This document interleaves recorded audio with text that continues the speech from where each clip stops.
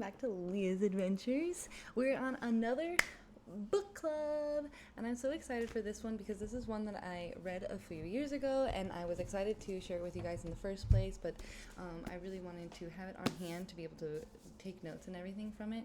And so what we're going to be starting is Invested by Danielle Town.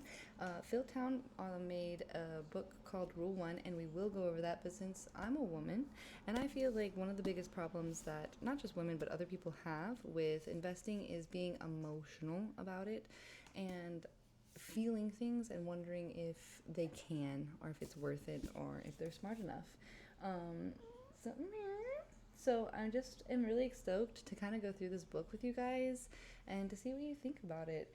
Um, I'm curious if anyone's ever heard of this book or if there's any other types of investing books where it's not just based on like learning about investing, but how to deal with your emotions around it and the way that you feel, and how you logisticize it. So go ahead and share any of those books with me, so that way maybe we can look into them and do them here on the show. Today, we're not going to do any reading or going over it. I kind of just want to introduce the book to you so you guys can go get it. Next week, though, on Wednesday, we're going to go over chapter 1. And I'll take notes, I'll share what I think about it. But today, I kind of want to just start with introducing the book, sharing some of the stuff from the beginning of this book. The reason why this book was actually created was because Phil Town wanted to teach his daughter how to invest, and she wasn't really interested in it, and though he tried on his own way, like she didn't really want to pick it up. And it wasn't until she was later in her 20s, after college, going to school, getting her full job in a condo, that she realized she needed it. And so she came to her father to talk to him about it, and she didn't like the books that he gave. So she decided to write a book, and that's where this book comes in, was to help her. We're also going to be dealing with, along with this book, there is a podcast that we will be listening to when we come on here. I'm going to kind of comment on it, not today, but next week. So next Wednesday, come ready, read through chapter 1. That is going to be page 5 through come on, what's this last page? 35. So pages 5 through 35 next Wednesday. Have those read, and we will go over them together. Or you can wait, I guess. The things I want to go over today, from the beginning of the intro of this book, actually, are some of the things that Danielle Town brought up, starting. Yeah, get your stuff together. Anyways, that's the world. The world's saying, hey, this is an emergency. So, we are going to look at a few things real quick, or not a few things, but a few people that I think would be really good for you guys to get introduced to. And we're going to do this throughout the book. Just some simple stuff, knowledge things that I think you guys should know. So one of the big things about Phil Town is that he didn't just make all of this stuff himself. He has influences like most people do. And those people are Charlie Munger and Warren Buffett. So let's start with Charlie Munger, because he actually just this year stepped down from the Berkshire investment firm.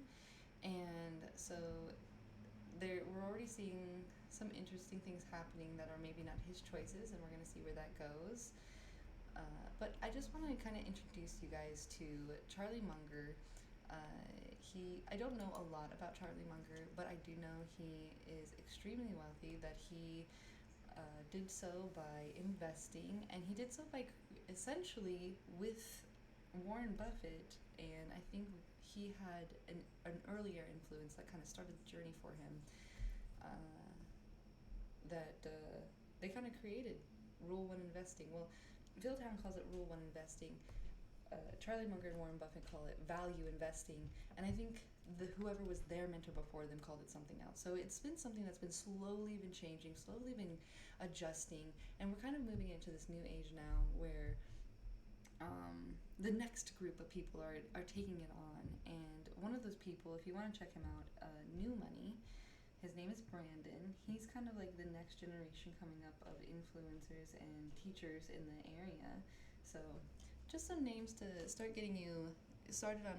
I think a big thing people don't realize when they're investing, a big thing you need to know is who's investing, why they invested, and how they invested, who was successful, why were they successful, and how were they successful. And if you can follow what they've done and just adjust it slightly to our new things that are happening in this world, then things are going to be great. And we will hopefully be able to make them even better for us in this age. So I'm just going to read off of Wikipedia real quick about Charlie Munger so you guys can just have a little synapse of him. Charlie Thomas Munger, January 1st, 1994 to November 28, 2023, was an American business investor, attorney, and philanthropist. He was the vice chairman of Berkshire Hathaway, the conglomerate controlled by Warren Buffett from 1978 until his death in 2023. Oh, Warren Buffett just stepped down. Oh, I got them mixed up. See, I don't know everything. Charlie Munger's dead. Warren Buffett just stepped down from the Berkshire. He's still alive. But that's why we're going to go over Charlie Munger first, because he is dead. Buffett described Munger as his closest partner and right-hand man and credited him with being the architect of the modern Berkshire Hathaway business philosophy. In addition to the role at Berkshire Hathaway, Munger was a founding partner of the California law firm of Munger, Tolles & Olson, chairman of Wesco Financial Corporation from 1984 through 2011, chairman of the Daily Journal Corporation based in Los Angeles, California, and director of the Costco Wholesale Corporation. So I'm not gonna go over like his life or his career. You guys can look into that if you like. But I do want to go over who his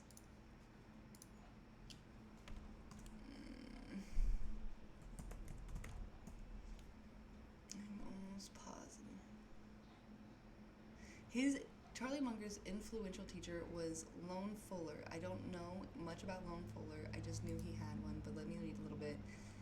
He's a Harvard law. Munger admired Fuller's ability to explain the fundamental reasons behind contracts which underpin modern civilization. Munger believed in teaching by example, rationality, and honorable behavior, which is what I like. He emphasized learning the big ideas from various fields, psychological, history, mathematics, physics, rather than relying on a single discipline. His teacher and mentor role model later in life, Munger became a teacher himself, sharing wisdom through the Berkshire Hathaway, Poor Charlie's Almanac, and his worldly wisdom philosophy. So, if you guys want to look into Lon Fuller, you can, but I think that's a little bit farther back than you really need to.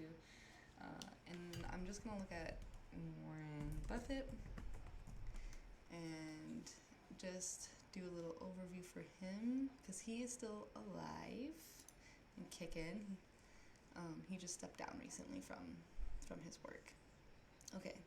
Warren Edward Buffett, born August 30, 1930, is an American investor and philanthropist who is the chairman and former CEO of the conglomerate Berkshire Hathaway, not no more. As a result of his success, Buffett is one of the best-known investors in the world according to Forbes. As of January 2026, Buffett's establishment net worth stood at $148.9 billion US dollars, making him the 9th richest person in the world. Okay, so these are the people we're basing our investings off of. Okay, Buffett was born. Oh, we don't really care about that. He has several business ventures and investment partnerships, including one with Graham. He created Buffett Partnerships Ltd. in 1956, and his investment firm eventually acquired textile manufacturer Berkshire Hathaway, applying its name to a diversified holdings company. Buffett emerged as the company's chairman and majority shareholder in 1970 and 1978. Fellow investors and longtime business associates Charlie Munger joined Buffett as vice chairman. So they have been together for a long time. They have been working for a long time, making lots of money, sharing stuff. One thing I keep hearing people say is check out the Berkshire Hathaway what is it called, Shareholders letter that Warren Buffett and Charlie Munger would put out. I've tried to read them. They're pretty crazy, intense if you don't really understand what you're looking at. But there's always like the section where he's just like, to investors, like, this is what happened this year and da da da da. That's kind of the part you want to find. But both of these people, if you want to look more into them, you can. Mostly just learn the way that they think and the way that they enjoyed investing. And from what I've learned, and I'm just going to give you what I have, I'm not going to look anything up, is you find a good business with good management, with no to little debt, and if they do have debt, they can have it paid off with the amount of savings that they have cash on hand to pay it off within that year or two. That then they have a very specific way to add up these numbers and decide if it is a good price to buy at, or if it's overpriced, or if it's underpriced. So those are kind of what it's going to be in here a little bit, but it's going to be around the emotional side of how to deal with that. Now I'm going to introduce you guys to Phil Town, because that's Danielle Town's dad, and that's who's helping her write this book. That's who's going to be on the podcast that we'll listen to and that we'll talk about and that I'll react to, because I actually have not listened to that podcast. I've pulled up like sections of it from YouTube and stuff, but I haven't actually sat down from one to end, like listen to it. And because of COVID and his daughter getting COVID, they've actually put a pause on it. So now would be a really good time to try and catch up before they start it again. Because I was just at his conference and he is trying to start it up again once she's feeling ready to do so. Alright, so Phil Town, this is his Wikipedia start. Philip Bradley Town, born 21st September 1948, is an American investor, hedge fund manager, motivated speaker, and author of 3 books on financial investments, which were in the New York Times bestseller. In 2006, Town published his first book, rule number 1, The Simple Strategies for Success, investing in only 15 minutes a week, which was his handbook on making money quick. It appeared on the New York Times bestsellers list, as well as the Business Week's bestsellers list and the USA Today top list of top business books. His second book, Payback Time, also reached the New York Times bestsellers list. The book explains the concept of stockpiling, stocks for long-term high returns with low risk. The big thing about the difference between Charlie Munger and Warren Buffett into Phil Town is Charlie Munger and Warren Buffett are buy good business at a low price and keep it for a long time. That's it.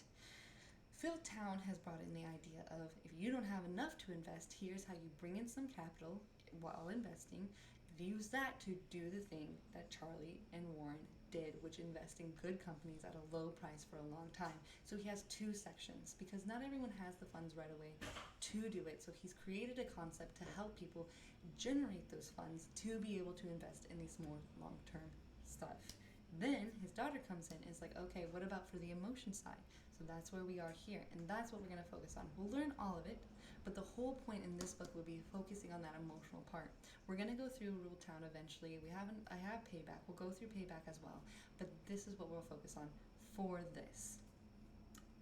In that section, a big thing she talks about, a big part of it that I like, or a small part of it that I think is a big chunk that you should get from the intro, is that the whole point is to focus on your values and finding wonderful companies with those values. That it doesn't matter your age, income, job, or skill set, that anyone can do this, and that you should be prepared and excited to try and learn to figure it out. So, if we're ready, the last part of the intro that I didn't even remember from when I first read this book, but I'm kind of excited now to sit here with you guys on, is she says something about a book and a person. This person is called Gretchen Rubin, so we're going to just check her out, see who this is real quick. Okay. Let's see. She's 60 years old, December 14th, 1965. Gretchen Craftman is an American author, blogger, and speaker. Okay. She went to Yale Law School. Okay, so she has legal education. Born Gretchen Ann Clift, Gretchen Rubin was up in Kansas City, Missouri, where her father was a lawyer at the firm of Kraft, Franklin and Ryan. She attended the Pembroke High School. She received her undergraduate and law degree from Yale University, was editor-in-chief to the Yale Law Journal, and won the Edgar and Allan Prize. She's an American author, blogger, and speaker. Okay, but I'm curious. Writing career. Rubin has written on the subjects of habits, happiness, and the human nature. She's an author of the New York Times bestseller Better Than Before, Happier at Home, which is the book that Danielle Town introduces she quotes a section from it and introduces Gretchen Rubin and this book. So I feel like that has to have something. So this is probably a book in the future that maybe you want to read. I'm probably going to read it. Probably on here if you want to wait. But before that, if you want, I think the Happiness Project is probably going to be something for people who are struggling with their emotions. You can't, when getting an investment, one big thing you can't be doing is having these negative thought process, anything that's going to stall you. So if you feel like right now, one thing that's holding you back from investing is that you just don't feel like you can, I think it's much better for you to not learn investing yet, but start learning how to make it so you feel emotionally like you are capable of doing it. Because if you don't have that initial belief, it's going to be much harder for you to listen and to activate the things you learn for investing. I am that firsthand. 2 years ago, I read a whole bunch of books. Have I invested? No, because emotionally I wasn't prepared. Even though I read books about emotions, I had a lot of negative thought processes. I had a lot of things that were holding me back, and I'm finally stepping out of those after 2 to 3 years, right? So take your time with this. Don't expect that tomorrow you're going to start investing. Know that this is going to take a minute, and don't be like, oh, it's going to be too late. It's never too late to start anything. I was literally just at the dentist office, and I was like, oh, I just quit smoking, maybe a little too late. And she was like, it is never too late. It is never too late to stop or do anything. And I needed to hear that. So it is never too late, guys. Start reading now. Know it might take you a couple of years to get comfortable. That is okay. Don't forget that this is your life, and it didn't start just yesterday. It doesn't start tomorrow. Every single day is a day that you're putting into your world.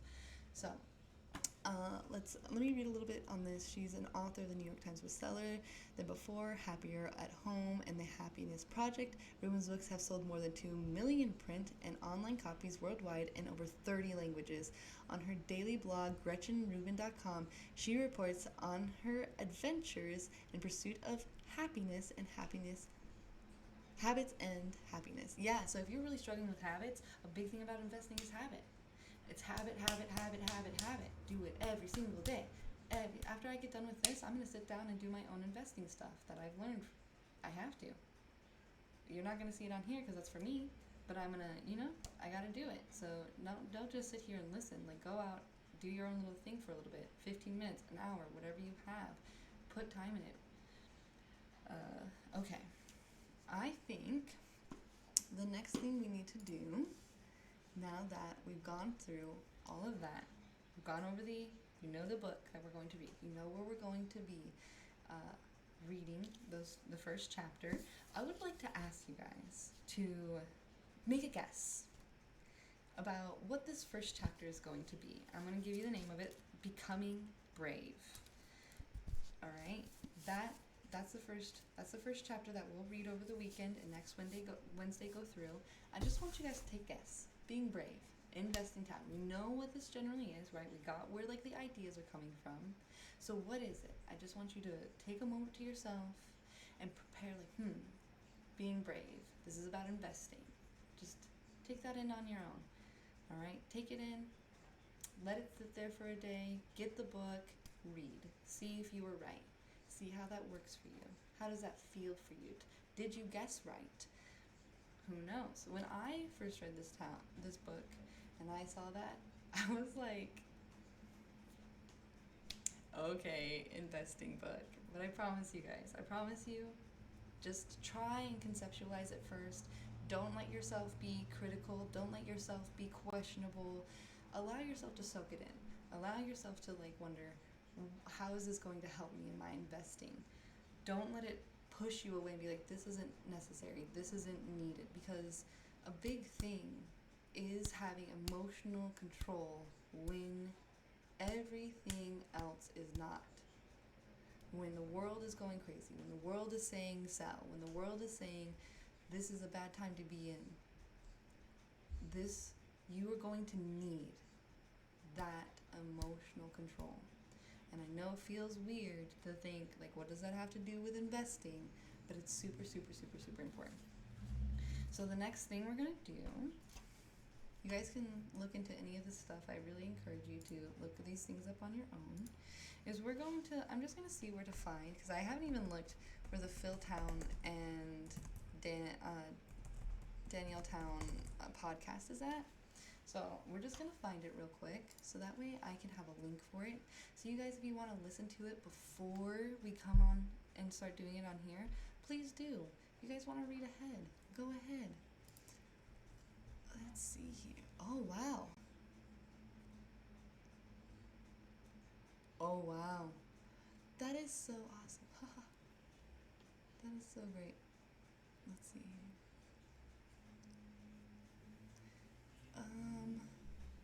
Oh, that's not all of them. This is like 497, episode 497 and to 488. So I know that that's not all of them, so we're gonna see if we can find okay, this is YouTube. This was on rule1investment.com. So there's some on there. Ooh, is this all of them? Episode 402.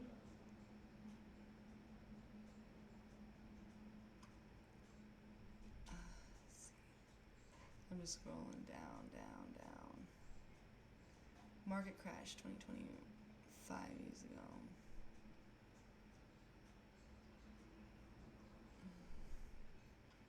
This is 140. I don't want to do them backwards. So what was this one at the top here? It said 5 years ago, 3 years ago, 5 years ago. Yeah, I think we're gonna need to do the older ones first. Updated 2 days ago. I don't know if that's all of them though. Let's see. How about this one? This is Danielle Town's TED Talk. Let's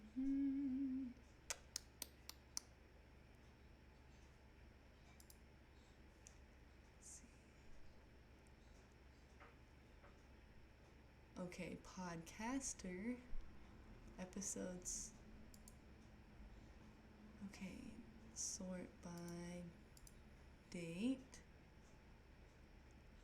Oh, they're locked. Yeah, they do want you to buy them, I think.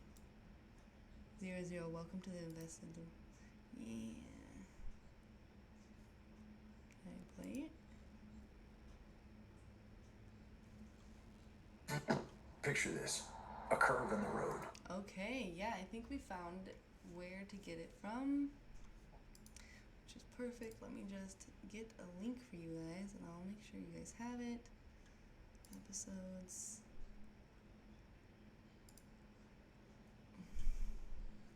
00, welcome to invest. Yeah, perfect. Okay. I'm going to put this in the Twitch chat, so anyone that's here that would like to listen to this podcast, let me just get that for you. And we'll be listening to one podcast every time I come on. Maybe we'll listen to one today, actually. We'll listen to one today, and then next Wednesday, we'll go through the notes of Chapter 1 in Invested and listen to a second podcast. How does that sound to everyone? I think that will be good. Let's see here. Okay, let's hit play. A change in plans. Well, what do you say? With the all-new Audi Q3, the answer is always yes. Yes to adventure. Yes to escape. Yes to performance. Yes to comfort. Yes to right now. Because saying yes without hesitation, that's real luxury. The all-new Audi Q3. There we go, Made a for little the yes quieter there. life. Let's see, how's the volume going? Not too bad. Okay. Well, hi everybody, this is Phil Town, And this is Danielle Town. and we are here to talk about money, investing, Money. mindfulness. Take notes, guys. Take What else notes. are we talking about? Well, Investing, today we're mindfulness. introducing ourselves. Oh yeah, you guys don't even know who we To are. start out You guys this a couple whole of clowns podcast on the thing. podcast. Here we go. Yeah, so we should dive into that. All Okay. right. Yeah, they're gonna introduce I'll tell you themselves. Yeah, well, That's I'll good. introduce you. And we Okay, just kind of and went I'll over introduce them, you. so Okay. we just went through them a little bit. So this is just gonna be maybe a recap, maybe a little extras here that you don't, that maybe I don't even know. Go for it. So, Be Phil nice. Town. Be nice. nice. Phil Town is my father. See, I need to tell her, be nice now. All right, Dad, tell me what I get wrong. You can correct me as I go along. Oh. So, you graduated from UCSD for college, is that correct? Eventually, I got After through Eventually. several different colleges. I don't know if But you you guys did know, graduate but quick. one of Phil Town's biggest part of his stories that he shares is that he likes to say like, oh, I didn't like school, I didn't want to get through it and whatnot. I think even sometimes he says like he didn't finish, and then he went into the military, and he was a river raft guide, and he didn't really, he talks about himself as like this kind of lazy, like uninspired person. So it's interesting that his daughter's starting with this, because that's not what he would typically start with. He'd be like, oh, I was a river raft guide, I was just chilling in the water. It's so funny. Okay, anyways. It finally did, yes. Which is I finally did. That's why he says beautiful that. location. I quite enjoy it. And then you joined the army, and no, that's wrong. No. You joined the army in the middle of college. Yeah, well, my first attempts at college were That's right. You pretty went back to pathetic. college after the army. That's See, that's what I see. Like, I think that's so funny that I called that. I named that happening. I was like, I'm almost positive that he never was like, I didn't like school at all. Yes. Which is hilarious, knowing that his daughter was like straight to school, went through it, got her degree, went into her law firm, and then she was like, "Oh, actually." So it's kind of funny how different they are. So you started out at college, then joined the army in the middle of Vietnam, which was ridiculous. It was, wasn't it? 1968. Turned out to be pretty good at the army, and you became a Green Beret. Actually, this is one thing that he might share, but one thing I do know that he likes to share is the whole point of getting into the army is that he was actually attacked and beaten up, and so he wanted to be able to fight back and learn how to fight, and so he went into the army thinking they were going to teach him how to like fight, and he gets into the army and he's like, all right, teach me how to punch, and they're like, you have a gun. Why would you need to learn how to punch when we're going to be shooting people? Now shoot. So we'll see if he brings that up. Yep. And did all sorts of like cool stuff that you probably should write a book about at some point, just because they're kind of fun stories. Used to terrify me with them when I was a kid.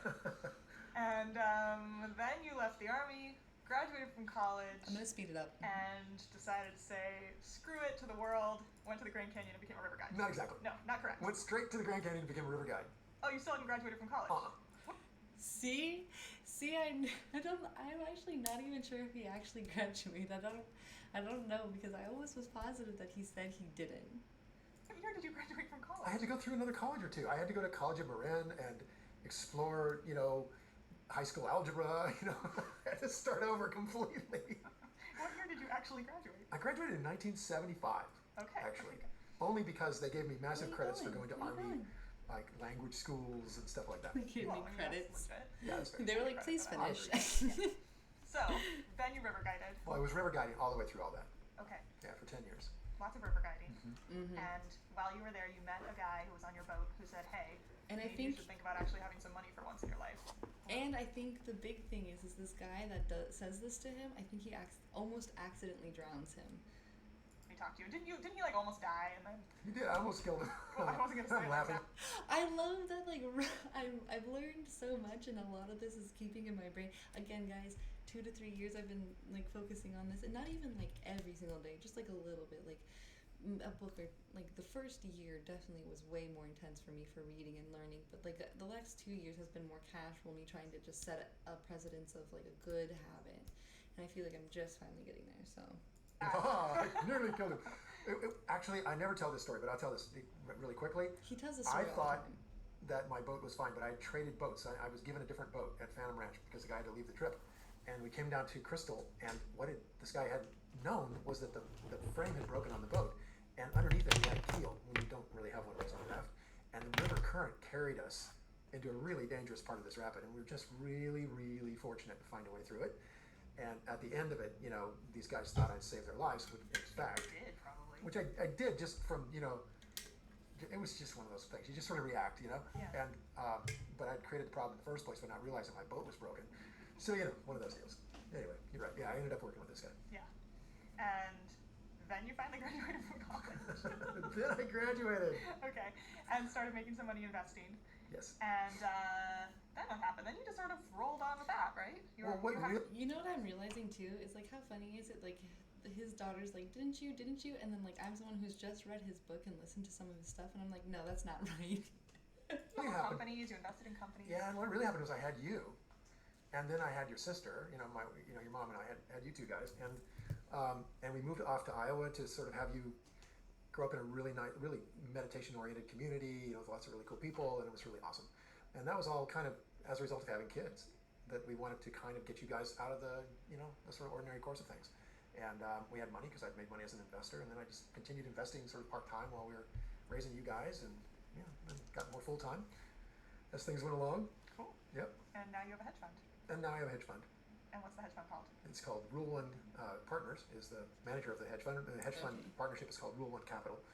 And we also have a registered investment advisor. Rule 1. I'm taking some notes, so I'm gonna pause to take some notes. I did know he had a hedge fund. I didn't know what it was called, so it's really nice that it's Rule 1. Rule 1. Wait, what was it? Investors? Is that what it was? Hold on. Called Rule One Partners is the Rule 1 Partners. Hedge fund. And the only reason why I'm writing this down is because like it's easy for me to remember the Berkshire one, and a big thing that in the future you'll be wanting to look at is paying attention to your gurus, where they're putting their money. And so you're going to want to watch like their hedge funds, watch what they're doing with their big money, pay attention, so that way you can kind of learn from them a little bit. Not directly that you're going to be doing those things, it's just that you want to learn, like pay attention to see when and why they do stuff, how they're doing stuff, when they sell. It's a good way to be able to predict things in the future a little bit. The manager of the hedge fund. The hedge fund partnership is called Rule One Capital. And we also have a registered investment advisor that manages money for people. And we teach people how to invest. Oh yeah, and you've written 2 #1 New York Times best-selling books. Excellent, very proud of you for that. Thank you. And lots of people have read them, and lots of people have said to you, you really should have a podcast so I can listen to you in the car on my way to work, or while I'm at work, because sometimes work is boring. And I think it's just sort of taken a while to get this thing together. And I have said to you lots of times, I have no interest in investing, Dad. What on earth should I do about that? and we eventually came up with the idea that we should just talk about it together on the podcast, and maybe I'd get interested in it that way. Yeah. Which is, I think it's so fun. I get a chance to really have you listen to me. Yeah, that's true. He's like, my daughter's finally paying attention to the words I say. It's always a challenge for any kid to listen to their dad. And this is a great opportunity for us to do that. So that's what we're going to do. We're going to just spend a lot of time with each other here on podcast, and we're going to go through the process of what we call Rule 1 investing, which comes from Warren Buffett. The best investor in the world thinks the thing you should focus on is not losing money. And what we're going to do here is try to understand that, because it's really packed deep. Yes, So, It is. Yep. It is. And I think delving into that is a way for people who aren't particularly interested in investing to become interested Yes. in that whole world. Now, there's more to it. I mean, I talk to my friends about this stuff. None of us read investing books. None of us want to spend time investing. None of us are naturally interested in it. I think that describes probably most people in the U.S. Yeah. And my hope is that, first of all, I get interested in it selfishly, and secondly, that people who Who listen get doesn't? more interested in this whole world. And think of it more as a way to even like learn about how you handle situations that are stressful, and how to do research, and How to look at the world from research is slightly such a different big perspective. thing. Learn about yourself as well. And Yeah, I think that's that's the what I'm thing. hoping to get out of it. That's the thing. I think you're going to find that you'll find what I found is that investing is an incredible kind of self-awareness Yeah. machine. it really brings you close to some very nitty gritty things about yourself. It's a crucible. It's a crucible. Good word. Well, let me tell everybody a little bit about you. Okay. Since you got to tell everybody a little bit about me. You are my daughter and my oldest daughter, and I love you very much. And I'm so excited I get to chat with you about something I love to do. And one of the reasons that I think having you be the person that's kind of carrying through this process with me of explaining what this investing process is all about is that you're really smart. You're really smarter than me. That's so sweet. And man, if you got the of course he feels that credentials, way about his daughter, though, right? Like it's his kid. You really are a great studier and student.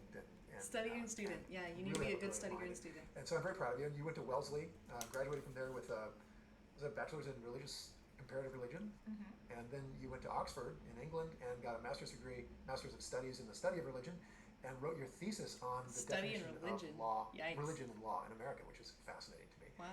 And I Very believe unique. that sort of led you into an interest in law. And I was very encouraging, I think, if you recall, about you going to law school, because I think it's one of the last places where you can get a true intellectual education, not even educational, an intellectual discipline where you really learn to think. And I love that about it. And I didn't know if you want to be a lawyer or not.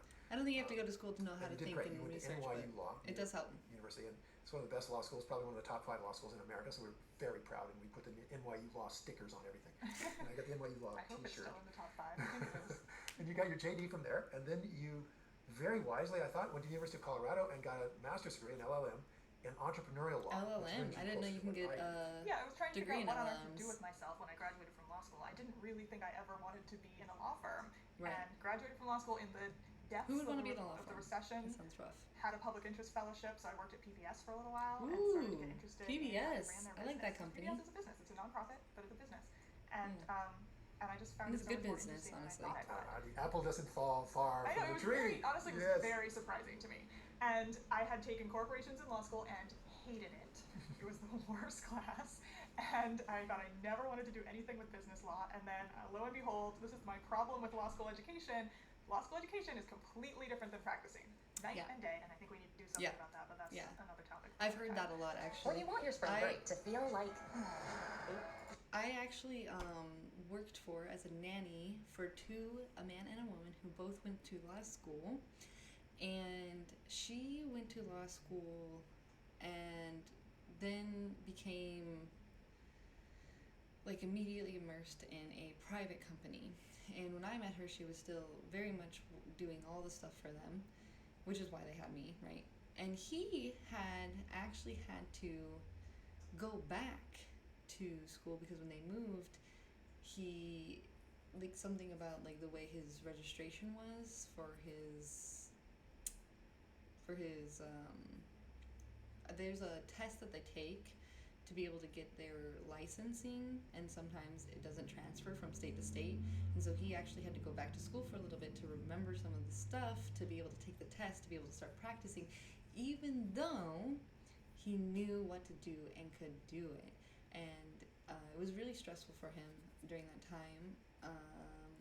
I didn't really see him or get to know him, but I heard a lot from the wife, who was like, oh, he's always he has to, because he has to pass this test, and he could do it, he could do the work, but he doesn't have the things he needs to be able to do it. So I did know that, but I didn't realize that it was such that large of a thing where she, as somebody who's gone through it, was they're completely day and night. But I also think that's often with a lot of degrees, not just law school. I think a lot of things do that, where it's very different from studying and learning what your practice compared to actually practicing it in today's world. And your kids' pool day to feel like... There's law classes, and I needed to take them, and I really wanted to be part of the amazing tech startup community in Boulder, Colorado. So And you that's what are. I'm doing. And Yeah. it's really exciting. I've been out there and gone out to meetings with you, and it's really, really exciting. And I can understand why you love it. And you are now a specialist or focused on emerging companies and corporate law. Yes, and you like to call me an expert in corporate law, which I'm not. I would like that to Really? be out there. I'm Fair not enough. an expert. I've been doing this for 3 years. I've been practicing for 3 years. I love it. So There you're are- well Was that into not your an apprenticeship. expert I'm for 3 learning. Yeah, years? you're learning. Gone And to you also school, just got certified as a practiced for 3 privacy years. professional, and you're starting to do more and more with privacy law, which I think is a great idea. Yeah, I just think it's such a growing area. Yeah, It's super interesting. big data, who owns it, all of that is going to be gigantic and It already is big. gigantic. And here's a really cool thing about this podcast, I think, and that is that you don't invest after all these years of growing up Wow. with me. And and us talking I about think it she off and on, invests it just now. never really stuck, and you pursued your own dreams, and that's exactly what I've encouraged you to do. And so I'm really not at all surprised that you are doing whatever I'm you're pretty doing, sure and she it's not about invests. investing. We'd But have to look into you're very see. willing to learn this, and you're very willing to help me get better at explaining what this is all about. And I think that's exciting because this strategy of investing that we call Rule 1 investing is the single strategy that I'm aware of that results in high rates of return with low risk. Yeah. And has done so And that's a all the big way thing, through the low Depression, risk. World War II, You the can do. 50s. I think that's a big thing people need to understand is like you can invest in many different ways, and there can be high returns on your investment. But the problem also comes is typically with high returns is high risk, and not a lot of people have funds where they can just risk their entire portfolio or their entire savings or their entire uh,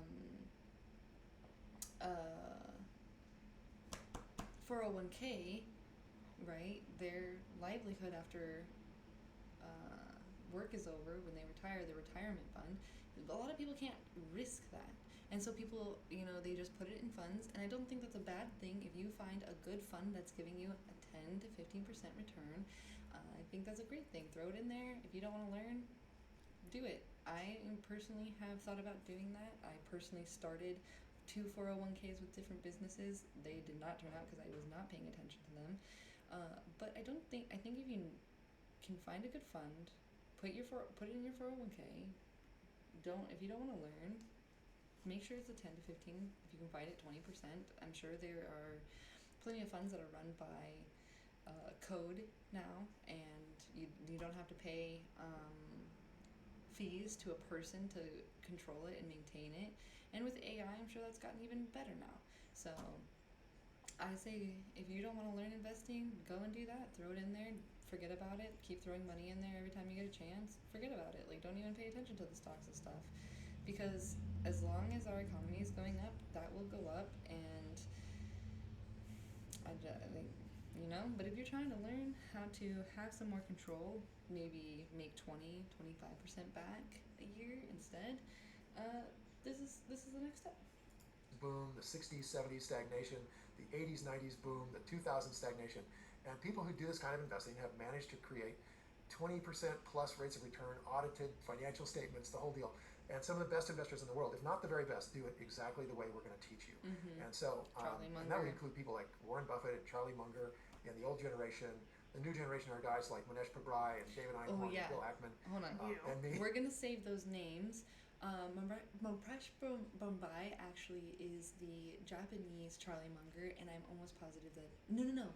Manish Pabrai is the guy who has the hotels, and his family came over from India. Well, they were somewhere else before they came from India. But anyways, they bought up cheap hotels, worked really hard on them, and now they're some of the largest hotel company chains running now.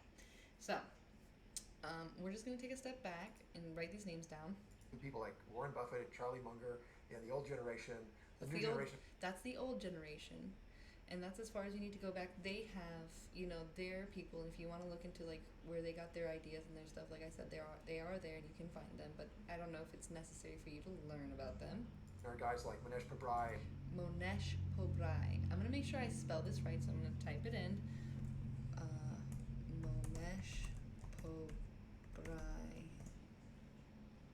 Okay, I'm gonna write this name down because it's another name that we should research, look into a little bit.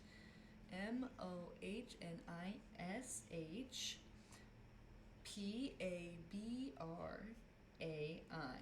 Mohnish Pabrai.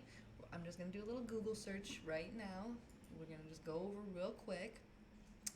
Mohnish Pabrai is an Indian-American businessman, investor, and philanthropist. He was born in Bombay, Mumbai, India on June 12, 1964. He's the founder and manager partner of Pabrai Investment Funds, a value-oriented investment firm that manages over $1 billion in assets. So, I'm just going to write down next to him another company to pay attention to see where they're putting their money, to pay attention to like when they're investing, how they're investing. Another one just to pay attention to. I'm just gonna write it down. That this is the founder and manager partner of Pabrai, Pabrai RAI investment fund. So just another one that we'll go look at eventually. These, just write them down, go do it yourself. It's up to you. That's one. Okay. And who else? And David Einhorn and Bill Ackman. David Einhorn. David Einhorn and Bill Ackman. Bill Ackman. These are, the big thing about this is you want to learn about the people who have been successful in front of you, you know? You want to know what they're doing, why they're doing it, how they're doing it, because these are the people we're going to be following. These are the people that are going to show us how to do it, you know? These are the people we'll be watching where their money's going. So, David Einhorn, if you don't know how to spell it, it's Einhorn. So his is born 1969, 1968, 1969, is a prominent American hedge fund manager, activist, investor, and philanthropist, best known as the founder and president of Greenland Capital, founded in 1966. He's recognized for his value-oriented investment strategy, famously shorting Lehman Brothers in 2007, and currently chairs Greenland Capital RE Ltd. And Green Brick Partners. Alright, so I've never heard of those Einhorn collaboration, focused on strengthening relationships and social cohesion. He serves on the board of City Year and Michael founded the Einhorn Collaborative, which focuses on strengthening relationships and social cohesion. I like that. So I'm going to write that down because that's something I want to look into. The Einhorn Collaborative.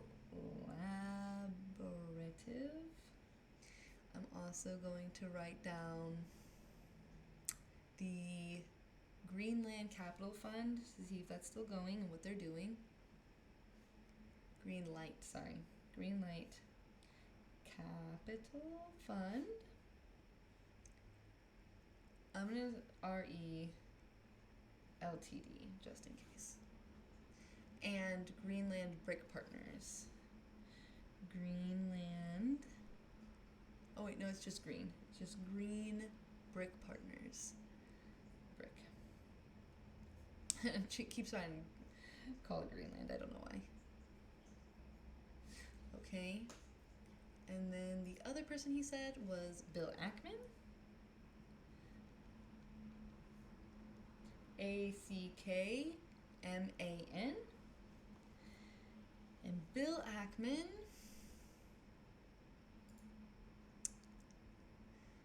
his name is William Albert Ackman, born May 11, 1966, and is an American billionaire hedge fund manager who is the founder of chief executive of Pershing Square Capital Management, an investment management company. He has been described as an activist investor. As of July 2025, Ackman's net worth was estimated at $9 billion by Forbes.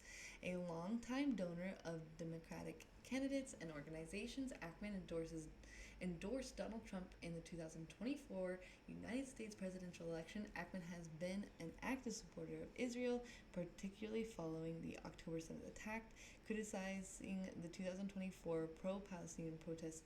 Okay, so I'm going to look up this person mostly to see how successful he is, but I'm going to also make a note that I'm not going to particularly follow him because I don't like the fact that he funded Trump. I don't like that he's criticizing pro-Palestine. I don't like that he's in support of Israel. So because of those things, I already know that like my values don't match with his values, and that's perfectly fine. If your values don't match with the other people, I want you to also follow through with that.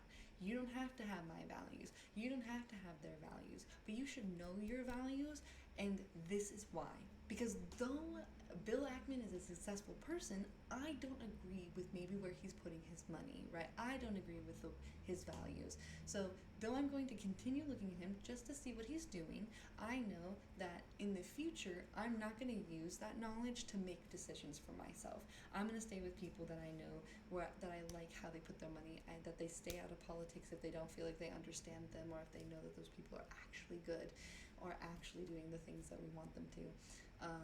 And it seems like he doesn't, like, based on the fact that he's likes Israel and is against pro-Palestine, I would assume that he's just not someone that I agree with on where money should go. You might have the same thing for somebody who's religious, Christian. You might not want to follow them because you're like, I don't want to follow those morals and values. I want to find someone who is any other type of religion or non-religion or whatever. And I promise you, you will find their values, you will find what they agree with, and you should definitely stay away from people that you do not agree with, no matter how successful they are. They just don't have your values, and you will make a mistake in investing in a company by trying to follow them. There's also something else that I remember about this guy, I feel like, where people are like, we do the opposite of Bill Ackman or something like that. I also feel like I just talked to my partner where he was saying he didn't really like going what he does because he feels like when he says things out loud, it's to be able to encourage people to do stuff to make him money and not really make other people money. He's not there to help people. He's there to have people help him. So these are just things to keep in mind. So I'm actually not going to write down like his hedge funds or anything like that, but I will make a note that like check him out, see what's up, but like morals and values don't agree. Okay, let's continue. We're almost done here. And you, And me. weren't you just rated like the #1 hedge fund manager from, what was it, the American? It was the #1 strategy in Number one the strategy. 60 strategies they track over at AAII.com, American Association of Independent Investors, which is a nonprofit that tracks this sort of thing.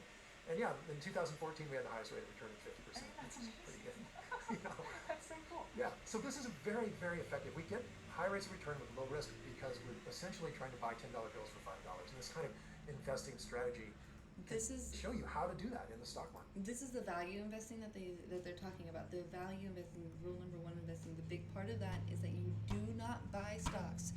You do not invest your money unless you know you're buying a $10 bill with $5. If that $10 bill costs you $20 to get, it is not the time to buy. You will understand that more, but just do not buy unless you know for sure you're getting a good deal. Okay, where you wouldn't think you'd be able to do it, but you can.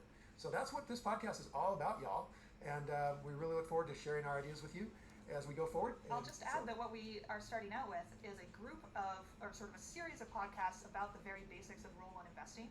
Okay. And we're going to use a short speech from Charlie Munger, who's one of the investors you just mentioned, Okay. to sort of kick us off and lead us through these 4 principles, as he describes them, of investing. Yay! We'll go through So the that's a really basics. great place for everybody to start. That's where I wanted Yes. to start because I didn't know the basics. So, Right, we fair. recommend And the that you bases are listen a to good those place. first, Good and then place. move on to whatever other topics you want.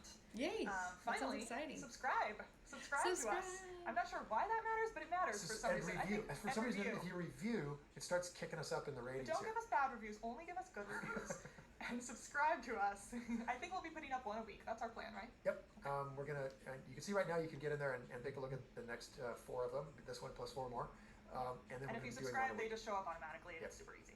So dive in there with Charlie Munger. We're gonna have a 1-minute speech from Charlie to the BBC about exactly what the secrets are of great investing. And Charlie, of course, is Warren Buffett's And partner. that will be Berkshire next week that we Hathaway. do that. 92 years Unless old. you Compound. guys want to go through it before this, you're more than welcome to, of course. The money that he's been managing at over 20% a year for 60 years. This is 20 a guy we should learn from.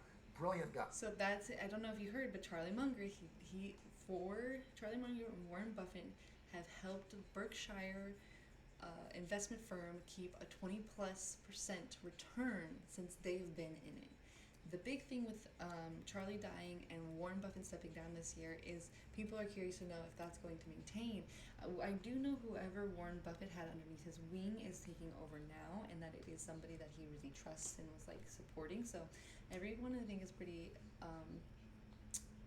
optimistic about the outcome.